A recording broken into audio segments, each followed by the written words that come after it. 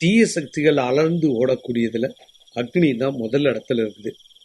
அக்னி ஒரு வீட்டில் எரியும் பொழுது, ஒரு கோவிலில் எரியும் பொழுது, ஒரு வீதியில் எரியும் போது தீய சக்திகள் அலறி அடிச்சுட்டு ஓடுன்றாங்க.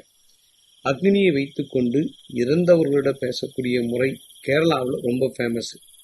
இறந்தவங்களை வைத்து தான் பேசுவாங்க. அதிகப்படியான மூலவர் அப்புறம் உற்சவர் சன்னதிகளில் இருட்டாக தான் வச்சுருப்பாங்க. காரணம் என்ன? இருட்டில் மட்டும்தான் ஒளிக்கு உண்டான பவர் ஏற்படும். நீங்கள் பார்த்து கொண்டிருக்கக்கூடியதை கூட பார்த்தீங்கன்னா, ஒளி மூலம் இறைவனுக்கு பவர் ஏற்றுவது. இறைவனுடைய பவர் இந்த ஒளியில தான் தெரியும் அப்படின்றாங்க. அக்னியை கொளுத்தி வைக்கும் பொழுது எண்ணற்ற அற்புதங்கள் நடப்பதாக சொல்றாங்க. இருட்டா இருக்கிற ஒரு வீட்டில் அக்னி ஏற்றி வைத்தீர்கள் என்றால் தீய சக்திகள் அந்த இடத்துல இருந்தாலும் விலகி ஓடும் என்பது